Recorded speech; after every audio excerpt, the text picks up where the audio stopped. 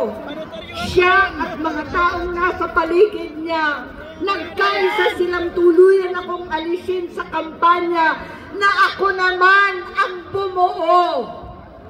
Sinabi nilang gusto ko na siya ay mag-disqualify para ako ang pumalit. Hindi totoo yun.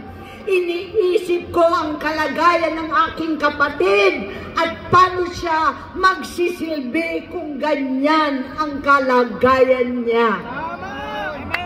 Pero pinaparating sa akin na hindi siya lulong at minsan na lamang tuwing nagpa-party. Hindi ko maipaliwanag bakit gusto kong maniwala at hindi mawala ng pag-asa.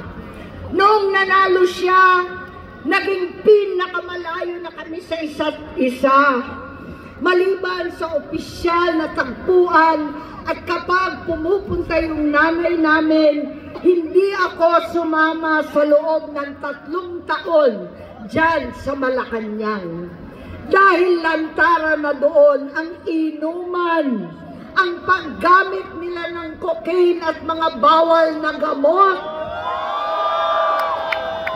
Hindi ba ninyo nakikita, naririnig? Kakaiba na siya magsalita.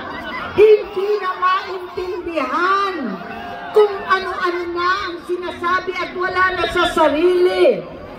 Nagtatago sa kabaitan niya ang pang-aabuso niya sa droga. At nagbunga na ito ng mga nakakapinsalang maling desisyon.